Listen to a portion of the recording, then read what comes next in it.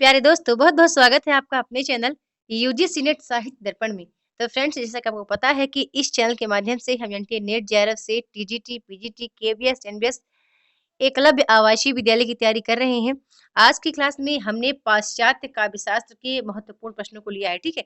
यहाँ हमने केवल टॉप 10 प्रश्न ही लिए हैं, ठीक है? टॉप 10 प्रश्नों के माध्यम से मैंने बताने का कोशिश किया है ये कि फ्रेंड्स आपको किस तरह पाश्चात्य काव्यशास्त्र को तैयार कर रखना है ना? यहाँ से प्रश्न ज़्यादातर कांसेप्ट बेस ही बने हैं। यदि आप पीवाईक्यू अच्छे से सॉल्व करते हैं तो भी बहुत अच्छा है। कुछ प्रश्न हैं, कुछ नए तरीके के प्रश्न भी बन रहे हैं, पीएफसी एनटीए एग्ज़ाम ले रहा है, तो मैंने कुछ उस तरह के प्रश्नों को लेने का प्रयास किया है।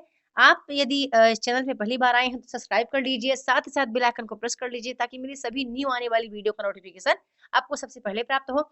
एक बात और कहना चाहूँगी फ्रेंड्स, आप लाइक नहीं करते हैं, क्या वीडियो पसंद नहीं आ रही है? यदि पसंद आए तो प्लीज़ आप लाइक ज़रूर किया करें और शेयर किया करें, अपने मित्रों के पास ज़्यादा से ज़्यादा शेयर किया करें, है ना? क्योंकि कभी-कभी हो सकता है कि कुछ ऐसी लाभप्रद वीडियो हैं जो आपके मित्रगण हैं, उनके पास ना प्रोवाइड हो पाती हो, तो आप उन्हें बता सकते हैं कि इस वीडियो से उनको क्या लाभ मिल रहा है या क्या सीख पा रहे हैं। तो चलते हैं प्रश्नोत्तर की ओर। आपको पता है मेरी वीडियोस पर आप चाहें तो पेन कॉपी रख सकते हैं। यदि 10 में से आप 8 प्रश्न सही करते हैं तो मान लो आपका सिलेक्शन पक्का है, एग्ज़ाम में 100% आपका सिलेक्शन पक्का है ना? यदि आप 10 में से 8 भी कर रहे हैं, ठीक है? तो सभी को 10 में से 8 प्रश्न करने ही करने हैं। चलते हैं प्रश्नोत्तरी करते हैं। पहला प्रश्न है कि जब कलाकार कोई कलाकृति आदि तैयार करना चाहता है, तो उसे भी कल्पना का सहारा लेना पड़ता है। यह कथन किसका है? बड़े ध्यान से वीडियो को देखिएगा। मैं अक्सर कहती हूँ मेरी वीडियोस पर जो आपको ये ऑब्जेक्ट मिलते हैं, ठीक है? जो आपको ये 4 टाइप के ऑब्जेक्ट दिख रहे हैं, चारों ऑप्शन, इन पर आपको विशेष ध्यान रखना है। यदि यहाँ पर मान लो कि मैंने उत्तर बता दिया, मैंने बताया कि मैंने कोलरिज का कथन लिया है, तो आपको इलियट को, लोनजाइनस को, वर्ड्सवर्थ को पढ़ना ही पढ़ना है और ये इम्पोर्टेंट है, ठीक है?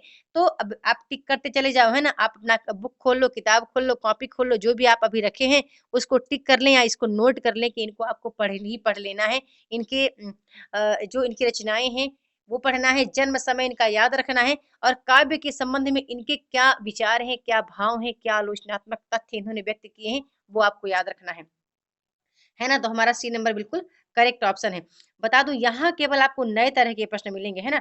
अक्सर आपको यहाँ नए तरह के प्रश्न देखने को प्रोवाइड मतलब मिलते हैं, तो वीडियो को आप लाइक अवश्य किया करें, शेयर किया करें, है ना? हमारा अगला प्रश्न आता है कि यहाँ देखो थोड़ा-सा मिस्टेक हुआ है, बैडलेस होना चाहिए, ठीक है? वेल्डेस होना चाहिए था, गलत हो गया, ठीक है? लिरिकल बैडलेस की प्रथम संस्करण की भूमिका एडवर्टाइज़मेंट नामक शीर्षक से लिखी, है ना? हमें सत्य कथन का चयन करना है, ठीक है?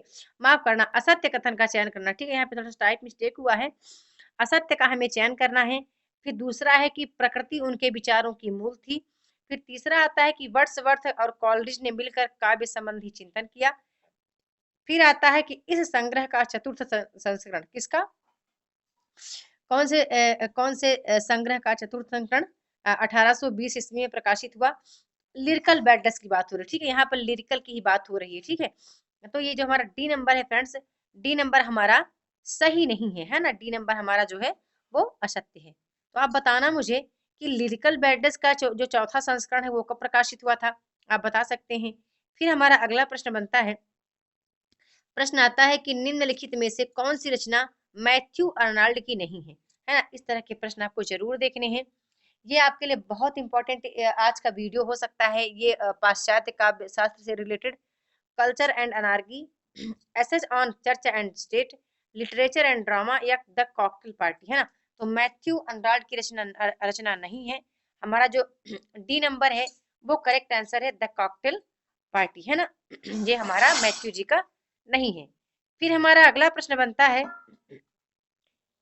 प्रश्न दिया गया है कि संरचनावाद के संदर्भ में असत्य कथन का हमें चयन करना है। तो संरचनावाद पाश्चात्य समीक्षा जगत से आया।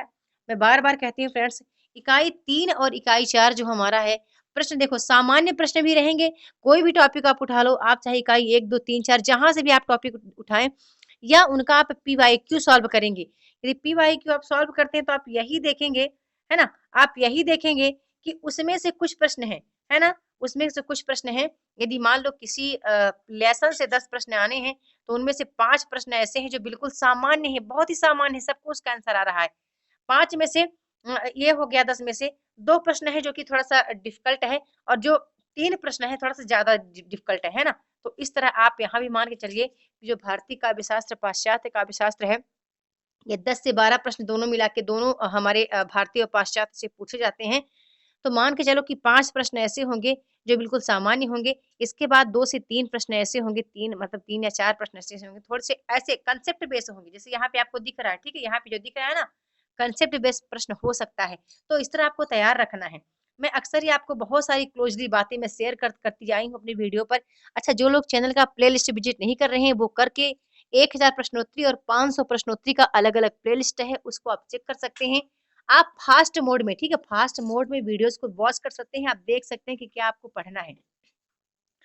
तो यहाँ पर है कि संरचनावाद पाश्चात्य समीक्षा जगत से हिंदी में आया। दूसरा है कि संरचनावाद वस्तु के घटक, उसके अवयव तथा उसके पारस्परिक संबंधों का विवेचन करता है। फिर है कि संरचनावाद को स्थापित करने का श्रेय बाद लेयर मलारमे को जाता है। फिर है कि सभी कथन सत्य हैं। अब इसका उत्तर देखो सबको बताना है। चौथे नंबर का जो उत्तर है सभी मित्रों को मेरे देना है, क्वेश्चन नंबर 4 का आंसर है ना, सबको देना है और मुझे बता दीजिएगा। आगे फिर हमारा एक प्रश्न आता है कि काव्य भाषा के संदर्भ में वर्ड्सवर्थ की उक्ति नहीं है ना? कौन सी उक्ति नहीं, चलो चलो इसका बता देती हूँ फ्रेंड्स, इसका बता देती हूँ, उसका बताना है, 5वें नंबर का बताना है ना? इसका करेक्ट आंसर देखो सी नंबर है कि जो संरचनावाद का स्थापित करने का श्रेय वाद लेयर को नहीं बल्कि फर्दिनाद द सस्यूर को जाता है, ठीक है? फर्दिनाद द सस्यूर को जाता है, ये हमारा सी नंबर करेक्ट है। इसका आंसर बताना है, बड़ा ईजी प्रश्न है, बड़ा ईजी प्रश्न है कि काव्य भाषा के संदर्भ में वर्ड्सवर्थ की उक्ति नहीं है, कौन सा नहीं है? तो कविता सभी प्रकार के ज्ञान का प्रथम एवं अंतिम ज्ञान है। कविता का ज्ञान कवि की व्यक्तिगत साधना की उपलब्धि है। प्रत्येक कवि शिक्षक होता है। मैं चाहता हूँ या तो मैं शिक्षक समझा जाऊँ या कुछ नहीं।